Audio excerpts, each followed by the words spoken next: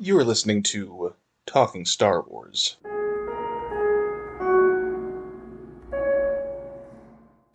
Hello, Star Wars fans. I'm Alex. And I'm Connor. And today we're going to talk about Star Wars. Which we usually do. For those who have been listening for a while, you know that last year we did a Star Wars celebration of 2024. We feel that there's a lot of negativity sometimes that happens in the Star Wars fandom. For those who have listened to us for a while, you know we try to focus on the positive aspects. We all enjoy the series for some reason, and while all Star Wars might not be for everyone, there's usually something to enjoy in most pieces of it. And it's existed for this long because there's a lot to love. So what we're going to do today is our Star Wars Celebration 2025. And rather than pick out like the best scene or the best character or the best fight, see our episode from last year if you're interested in hearing our thoughts on that.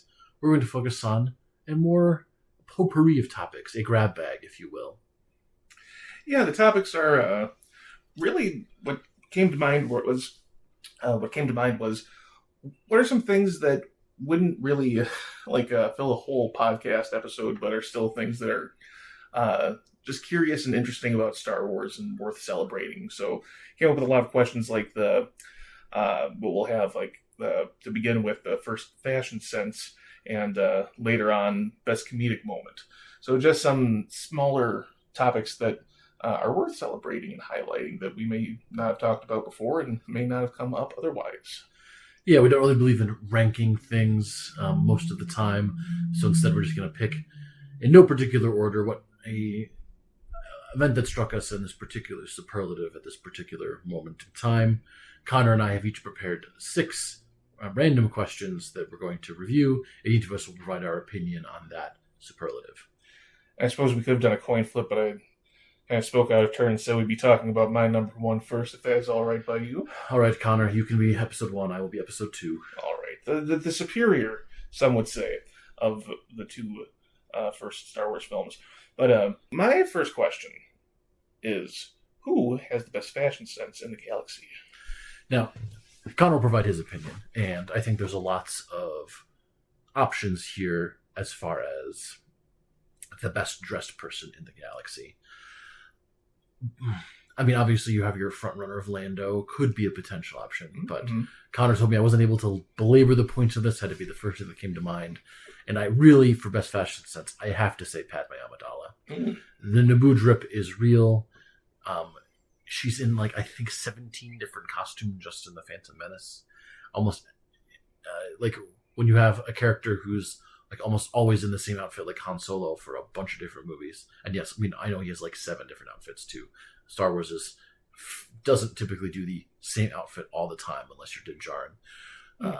But yeah, I have to go with Padme, from the makeup to the headdresses to the senatorial robes and dresses to the ways in which her wardrobe informs her role and position. I would have to say Padme Amidala. And to me, this, to question someone's fashion sense, it's, do they have a signature look? Are they like an Obi-Wan Kenobi who gravitates towards really the same cut of outfit, just in a variety of colors? Or do you pick someone who can pull off multiple different looks? And for me, that answer leans more in that direction, with one Sheev Palpatine, the most fancy man in all of Coruscant, I would argue. And so we have a kind of a walk-off between Naboo's 2, best dressed. Yeah, I mean, I think the only planet that might try to have as much fashion sense as Naboo would be Alderaan, but then they blew it up. So that's fair. Yeah. This is really the Sheev's plan all along, was not only did he want to rule the galaxy, but he needed Naboo's fashion sense to be always on top, and so Alderaan had to go. And that's really the whole point of the Empire, was to just drain the economy of the whole system and force people to wear more hand-spun clothing, more natural muted tones. Palpatine hated having to dress up in his fancy robes with gold trim, and he's black. He's the Ford of Imperial fashion sense. You can have any fashion so long as it's black. And of course, they were both racist pieces of shit. So that's fair. Yeah. At least Palpatine gets some more colorful clothes in his younger years. He only has one outfit in Phantom Menace, but it's still like a bedazzled blue layered robe. And then by the time you get to Revenge of the Sith, he goes through a whole entire wardrobe transformation. Starts out in his sleek black onesie, and then you have that full red robe situation that gets more and more covered by black robes as he faces Yoda and watches over the Death Star at the end. Yeah, and then by the end, he's kind of an ascetic in sackcloth, like I've been horribly scarred and deformed. But yeah, all that said, yeah, Naboo clinches this in the best fashion sense, with Lando coming in as a second runner-up. Definitely. And I'll say with Padme, it's I think almost fair to say that with each new scene that she's in, she's wearing something different. So I think that that is fair to say just the most elegant, eloquent trendsetter in the galaxy, I'll say.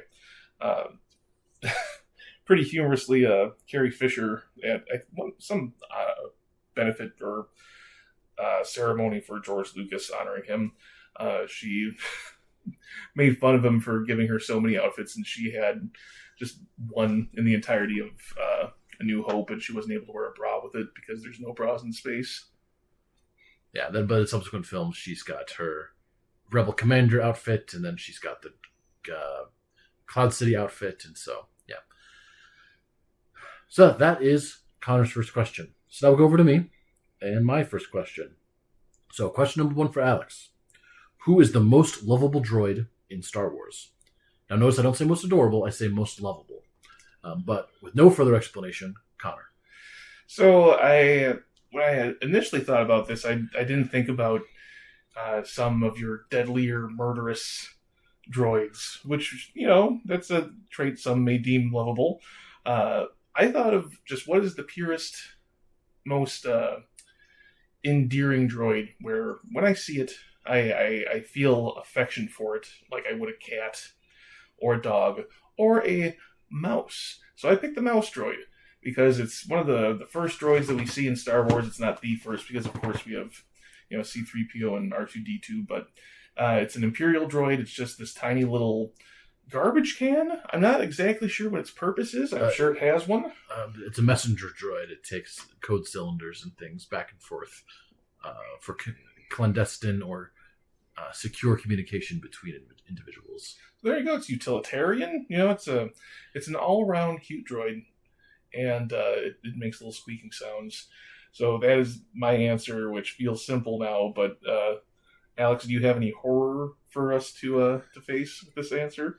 No, other than the mouse droid is even more adorable in The Mandalorian when a bunch of them corner R5 when R5 is trying to hack into a mainframe for Din Djarin, and a bunch of mouse droids set off the alarm. So this is indeed a very adorable and lovable droid. Mm-hmm. The only deep lore cut I will make on the mouse droid is that there is a short story from a certain point of view that implies that a low-ranking Imperial soldier and Grand Moff Tarkin may have had a chivalric romance between them, passing their love notes back and forth via a mouse droid. Oh, scandalous. Which book did that come from? From a certain point of view, a short story compilation released on the 40th anniversary of A New Hope. Oh, that's fantastic. So, yeah. What would you say your pick is for the most lovable droid? So for my most lovable droid, I'm going to have to go with BD-1 from Jedi Fallen Order and Jedi Survivor. You'll notice that we're picking droids that don't really speak other than binary. Mm-hmm. Apparently, the more human-like you are, the less lovable you get. Our therapist is going to have a field day with that one.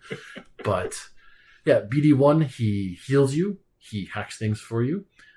He speaks in binary and is Cal Kestis's friend through thick and thin. He even helps you, again, deadly fights. I don't want to spoil anything about Fallen Order for people. But, I mean, even when Darth Vader is there, BD-1 has Cal Kestis's back. Even when his entire crew abandons him, BD-1 is there. So.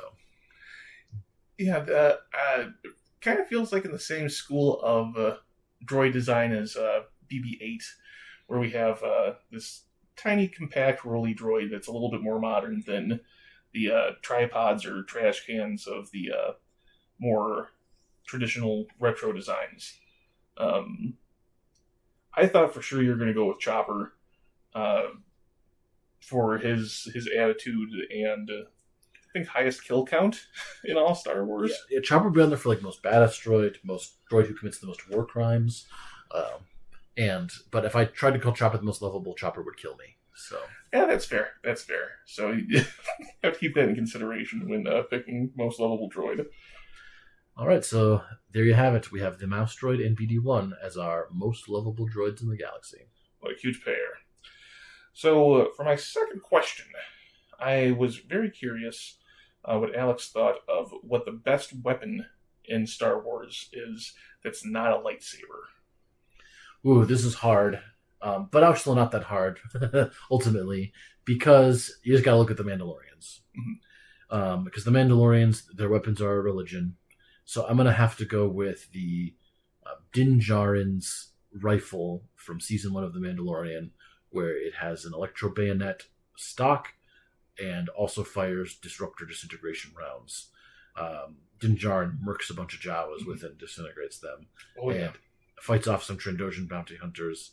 I was very sad when the Razor Crest was destroyed, but I was devastated that it also destroyed his disruptor rifle.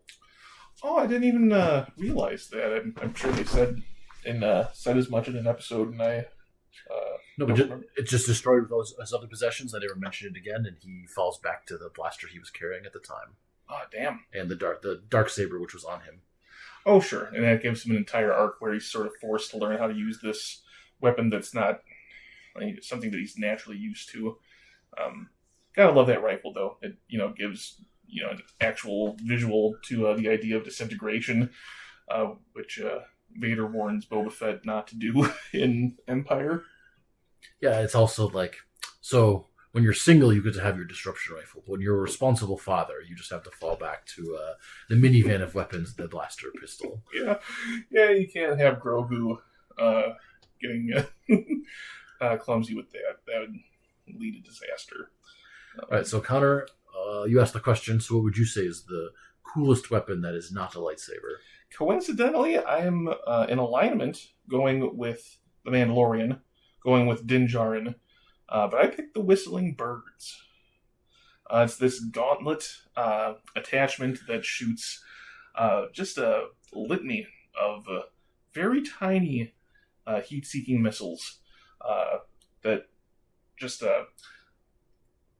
when I first saw it, gave me that same sort of like fanboyish gasp, like "ooh, cool thing!" Like that's like, oh, that's a neat idea, that's a neat concept, that's a neat sound. Same way when I saw the first lightsaber ignite, or when I heard Boba Fett's, or I guess Jango Fett's, like a sonic bass explosion. The Whistling Birds just have that same effect. So I would agree. I think the Mandalorians have this one locked down as far as coolest weapons.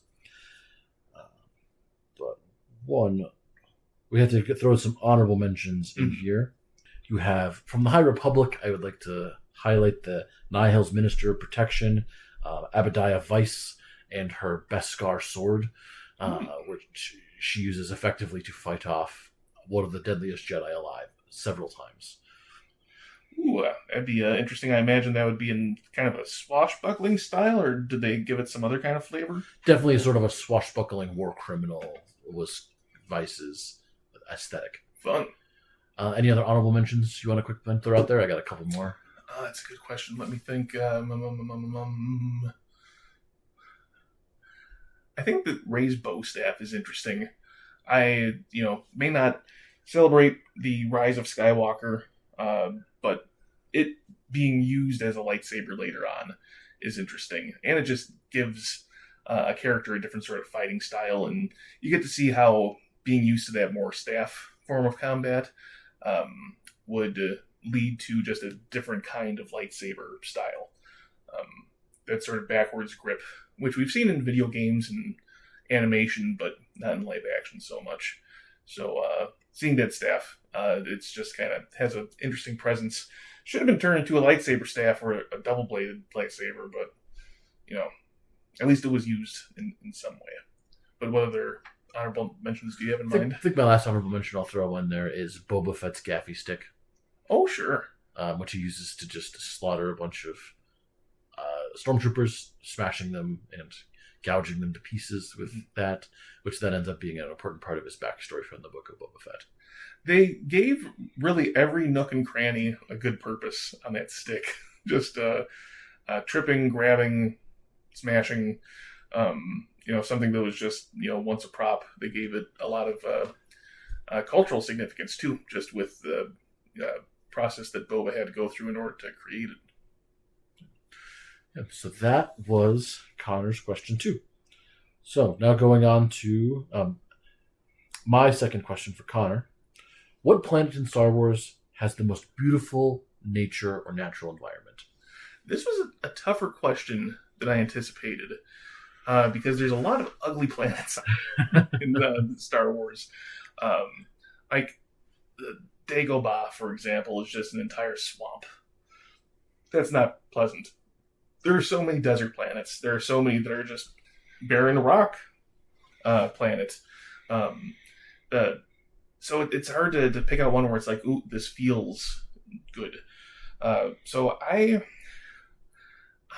want to pick Cloud City because it's visually beautiful, but I would be so terrified to live there because, architecturally something could happen and I would be, just too paranoid about falling to the depths of a gas planet. So I picked Felucia, which is the planet that Aayla Secura was executed on during Order 66. Just because it's a sort of different neon, fungal type natural planet. It was featured very much in video games like Star Wars Battlefront and Force Unleashed. And it's one that I think personally, just because I got to explore it a lot in those video games, and it's part of a pretty significant scene, it was the one that I gravitated towards. How about you? I'm going to go with Kashyyyk, the homeworld of the Wookiees, for its giant Rosher trees, particularly the depiction in Jedi Fallen Order, where it's one of the planets you visit. Despite having some dark parts to it, there's some giant spiders, and there's war brought there by the Imperials. The trees are just so massive and impressive, where it really gets the sense of enormous, inhuman, sublime scale that I really appreciated how Kashyyyk was depicted. Where nature might be dangerous, but is also beautiful. And you get this great scene where you climb up the whole tree and can see over just miles and miles and miles in the game. So that I would say it was a close one for me, but I'm going to say Kashyyyk. That one definitely came to mind as well for potential options. I feel like having an entire Bigfoot planet is too cool. And man, that planet goes all the way back to the holiday special. I think they might have called it by a different name, but the same artwork by Ralph McQuarrie was used to depict what the exteriors looked like. Any runners up for you?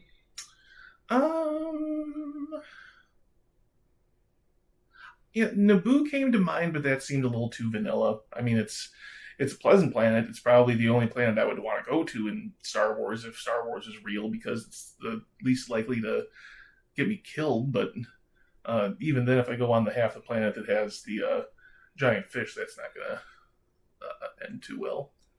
Yep. I'll give an honorable mention to Octo, the planet where Luke exiles himself. Mm-hmm. It's seascapes and dotted islands. And that one's actually dangerous in real life. Apparently just getting film equipment positioned was difficult, and I think there were just a lot of slipping hazards amongst the tiny islands. Well, there you have it, the two most beautiful natural planets that we've seen in Star Wars, in our opinions, Kashyyyk and Felucia.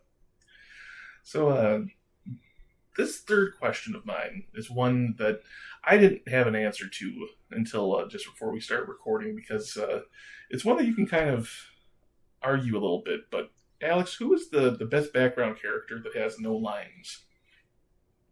You know what? I'm gonna have to say Lobot. Mm-hmm. So, because he does have a character who he is the assistant that Lando has on Cloud City, who he signals with his little data wristband, and who helps free Leia and Chewie from Imperial control. And then he has a whole arc in the comics and backstory about who he is and why he's there. But he has no lines in the trilogy that he appears in, and is a background character, straight up like side character. Doesn't appears in 2 scenes, and that's it. So Lobot, Seneschal of Cloud City, is my pick. Lobot was also amongst my pool for possible options, and it sort of rides the line because he's in Empire Strikes Back. He truly is a background character where he doesn't play a major role in like every background character. He is fully fleshed out in some canon or Legends tale. So I was close with Lobot. What I picked for mine, though, was one Salacious B. Crumb. Because for some reason, there are just some things that are just immediately, iconically Star Wars. Like Yoda. You see that silhouette, you know it's from Star Wars. And everyone has some weird things that they associate as just being, that is such a Star Wars thing. And for me, that's Salacious B. Crumb. He's my favorite alien. He only laughs. He's having the time of his life. Yeah, this is the Kolian monkey that is Jabba the Hutt's pet, that shrieks and laughs, particularly when Leia is captured and then is eventually shocked away by R2-D2. Has an antagonistic relationship with C-3PO and takes his eye. And he's out there somewhere.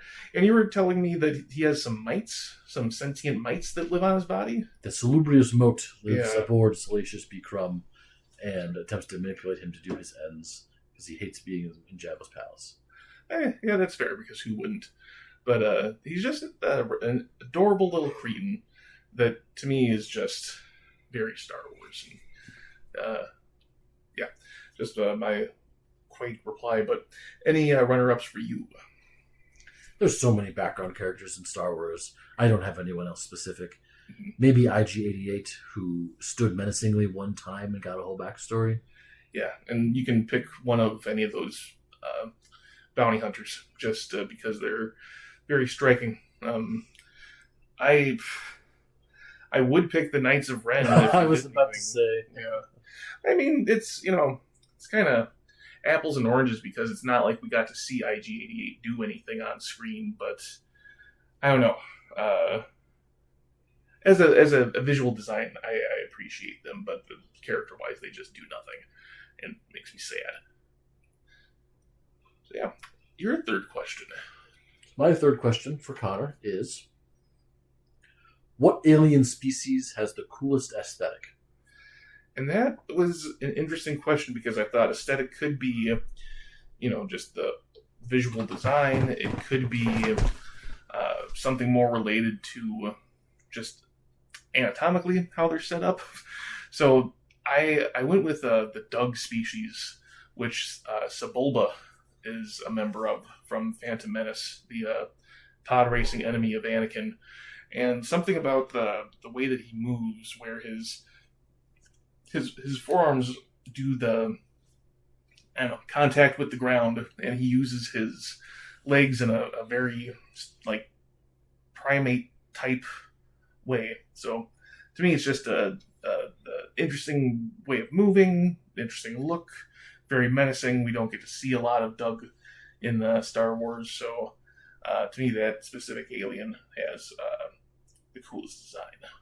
We do see some of their homeworld in the Zillo Beast episode of the Clone Wars. Oh, yeah, that's right. They have spears that they fight with. Mm-hmm. All right. Well, Connor has chosen the Dug as his. I'm going to go with the Night Sisters of Dathomir, or the Night Brothers. Mm-hmm. They have commitment to the bit. The red robes, the bows, the living in a swamp. It's a dark aesthetic, but it is cool, and they commit to it.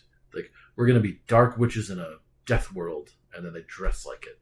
So, the Night Brothers and Night Sisters of Dathomir are my pick. Yeah, I think having that sort of third aspect of the Force, where it's technically dark side, but it's not part of the Sith, not part of the Jedi.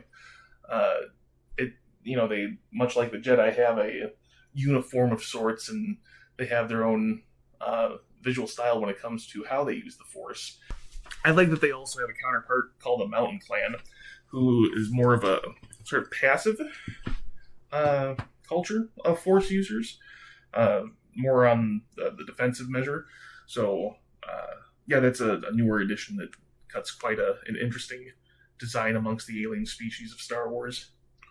Yeah, but they're decidedly alien and non-human, being Dathomir and Zabrak. Yeah. For runner-ups for me, the Kaminoans, the cloners, I thought that they were visually interesting, but it would be very unpleasant to live on Kamino because it looks like they have very little furniture and it's always raining outside. Yeah, I thought the same about Umbara, which is one of my runners-up. They're really pale, cool aesthetic, interesting technology, but their planet is very dark and very dangerous. Mm-hmm. So, couldn't go with the Umbarans for coolest alien aesthetic, but they were a runner-up. Oh, yeah. Excellent. So that brings me to question number 4. What planet has the best architecture? This one took me a while to think about, just because there are quite a few planets with architecture, but I mean, I kind of had to go with Coruscant. They've managed to build a city of thousands of levels that extends over the entire planet, and volume has a quantity all its. Quantity has a quality all its own. When you have buildings covering every square inch of your planet, well, then your architecture has to be impressive. Yeah, I can definitely see the appeal. It's one of those things where I look at some of the more common complaints of some Star Wars films. Everyone's favorite film is not Attack of the Clones, but something that I do like is being able to see that nightlife going from, these are very pretty exteriors in a Phantom Menace, to, there are literally so many layers to this city.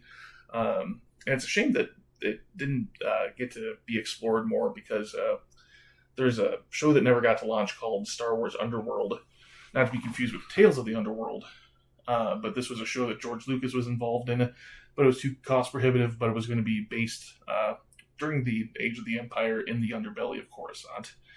It's also supposed to be one of the settings of the Star Wars 1313 game, which also got canceled. So it is an interesting setting, and they should actually make a thing set on it, and that would be quite enjoyable.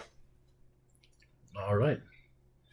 I would say if Coruscant is kind of like your metropolis, maybe it's more your Gotham, but if it has a counterpart, I would say it's the planet of Mandalore.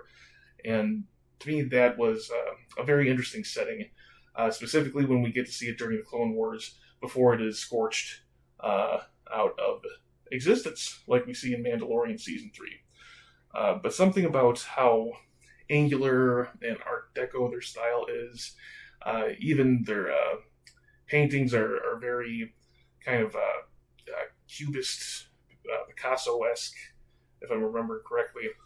It's just a kind of a classical, very interesting architecture before it gets blown to smithereens. All right. So here to here, the planets with the best architecture are Coruscant, thriving city, and Mandalore, barely struggling outposts that are eventually also bombed. Oh no! But any runners up? Naboo again, just because I think they have this whole commitment to their aesthetic. What we saw of Alderaan during Obi-Wan Kenobi was impressive. Geonosis was one of my runners-up, with just the impressive architecture that the Geonosians were able to build. Oh, sure. Those were my runners-up. My only runner-up was Yavin 4, and it was a runner-up because we only get to see one temple, but the temple's cool. It's nice seeing that in video games as well. But Alex, your fourth question. My fourth question is, what is the best comedic moment in Star Wars? Any work of Star Wars? So I had to think about this one too, because there are many moments that are played for laughs, and Han Solo is responsible for many of them. And I picked what could be the first genuine laugh in all of Star Wars, which is where he's talking over the Death Star computer to one of the other levels after he and Luke, go blasting, and he tells them, "Oh, it was just a weapons malfunction. We're all fine now. Thank you. How are you?" And just that, it's felt very off the cuff. I don't know if it was an ad lib or not, but it was just a very casually funny line and delivery from Harrison Ford back when he cared about acting more than crashing planes. Yeah, fun fact about that one, apparently he only deliberately barely glanced at his lines for the whole scene so they would feel like legitimate with him just trying to barely remember what his lines were. Well, it perfectly comes out like that because he feels hopeless. Yeah. But what would you say your best comedic moment would be? Oh, there is a lot to choose from. I'm not... Some people... I remember laughing a lot as a child when about the whole R2-D2 C-3PO switch up in Episode 2, Attack of the Clones. Do not find that as funny as an adult. So I would say the funniest moment in Star Wars is when C-3PO is initially attempting to convince the Ewok village to free their friends. Instead of freeing them, they just throw more wood on the fire, forcing Luke to then use the Force and reveal his powers. So you have the personality conflict between Han Solo and C-3PO. You have C-3PO doing his best but being worshipped as a god. Mm-hmm. And then you have just the... when someone does the exact opposite of what he's asking for by throwing on more wood, it was just the chef's kiss of the scene. Mm-hmm. Yeah, that whole sequence kind of, for me, it sort of saves the Ewoks, just because to see C-3PO get some veneration and being able to do a quick recap of events really gives Return of the Jedi some finality. So that whole lead up is quite memorable. Any other funny moments, runners-up, come to mind? It's also Han Solo, and it's also Return of the Jedi. It's when Luke says on Tatooine, when he and Han are imprisoned by Jabba, he says, I was born here, And then Han says, you're going to die here. Convenient. How about you? Din Djarin has a very dry sense of humor. Mm-hmm. His line about, I'm a Mandalorian, weapons are my religion, always gets a chuckle out of me. Oh, yeah. Very badass. And it encapsulates their culture, too. Nice. So, my fifth question. I had to throw this in there because I do enjoy many elements of Legends. So, Alex, which Legends character deserves a return to canon next? Darth Revan. Just one of the most powerful Force users to ever have existed. With such a great story of having been a Jedi, who then fought against them at the original exodus of the Mandalorians, fell to the dark side, became a Dark Lord of the Sith, potentially had another redemption arc after that, or committed to the evil from the Knights of the Republic series. I just think the specter of General Revan turned Darth Revan turned Revan is just too powerful to ignore. So that would be my pick for Legends character that most deserves to come into canon, especially since Thrawn is in canon now for the last 10 years. Mm-hmm. Yeah, Revan definitely deserves his own series, really, just because his story has so much scope. And I mean, could it be done in film, or should it be done more as a prestige show like Andor? It's hard to adapt Revan into a work just because they originated in a RPG video game where their gender and appearance was determined by the player. So I would prefer that their existence be brought back into canon, but don't necessarily need a whole work tracking their exact fighting style and attributes. Sure. They could almost do it where you have a colorful cast of characters and each one of them could be Revan, because that's, kind of how the story structure goes. At one point, one can turn out to be Revan. I won't say any more than that to avoid spoilers, but in some work that could be done quite interestingly. So how about you, Connor? What Legends character deserves to come back in the canon? You're going to ask why, and other people are going to ask why, but I'm picking Jaina Solo. For the longest time in Legends, Han Solo and Princess Leia had twins, the Solo twins.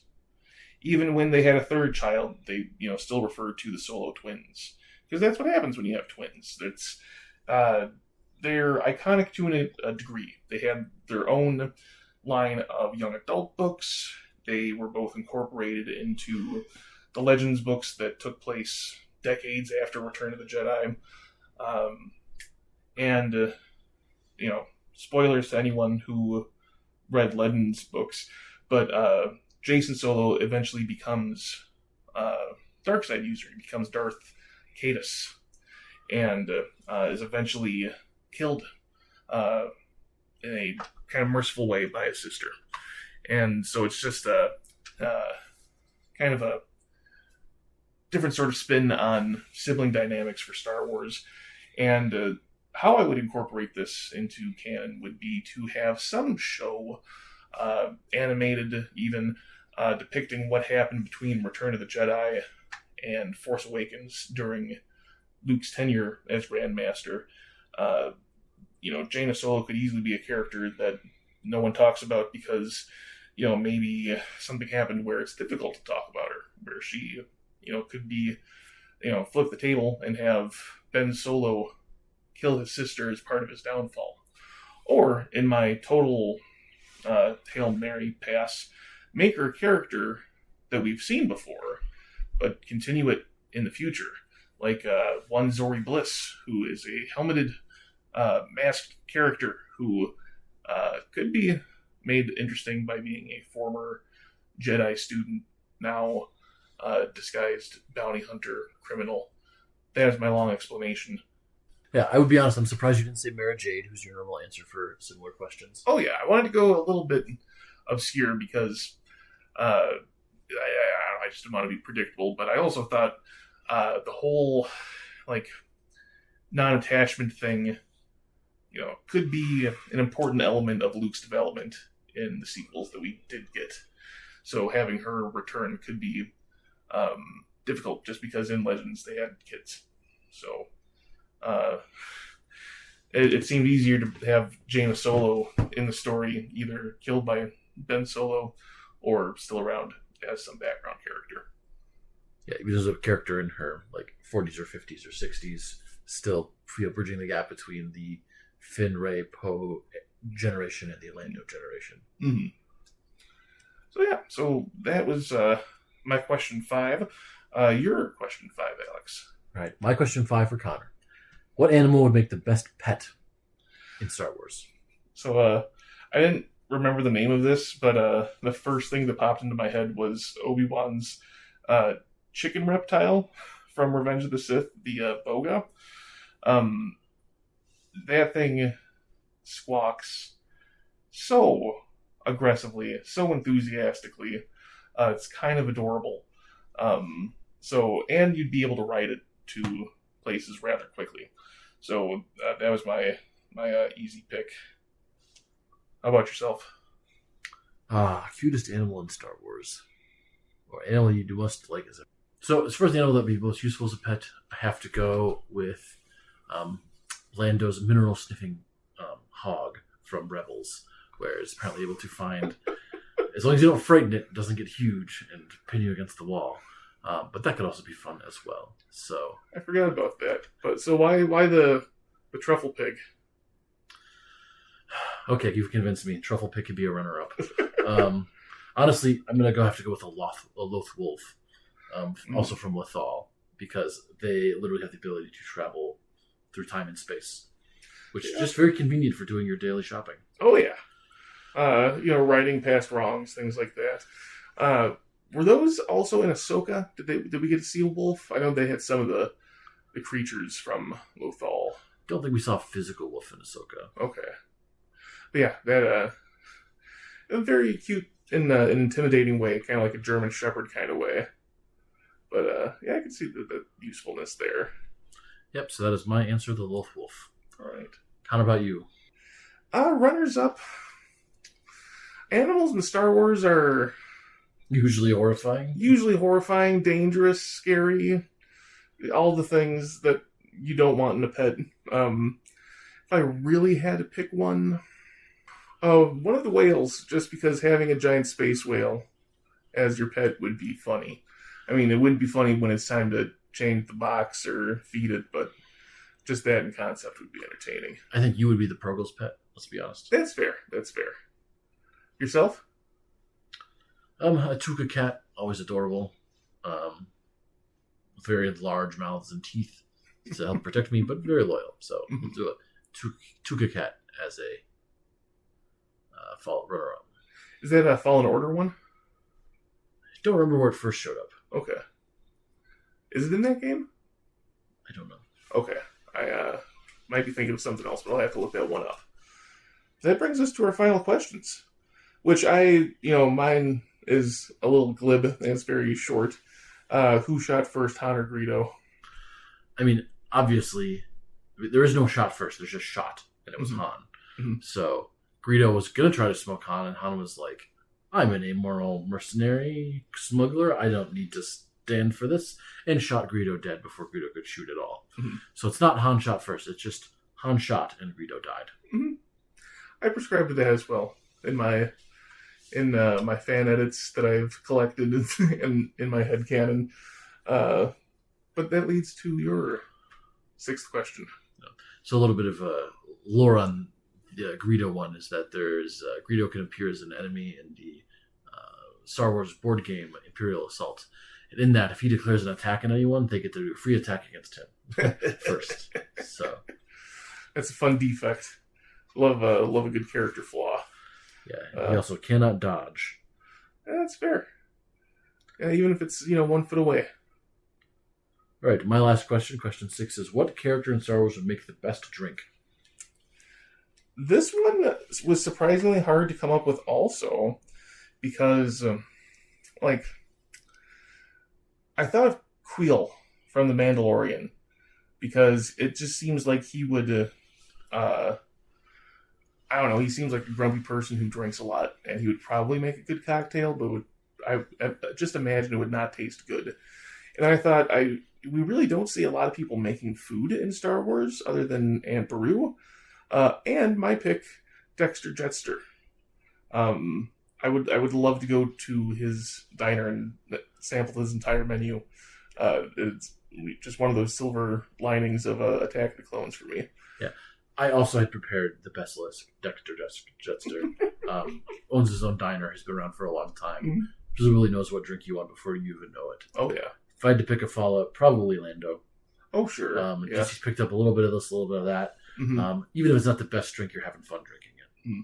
Lola probably makes a good drink as well, because once Lando is too intoxicated to, mix his own drinks, that's what Lobot's around for. Yeah. And just never drink anything that Doctor Aphra prepared for you. She was a disaster and might poison you. Yeah, it felt like a lot of the characters.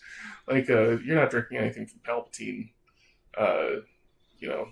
Fancy as Dooku is, you're not, sampling any of his tea.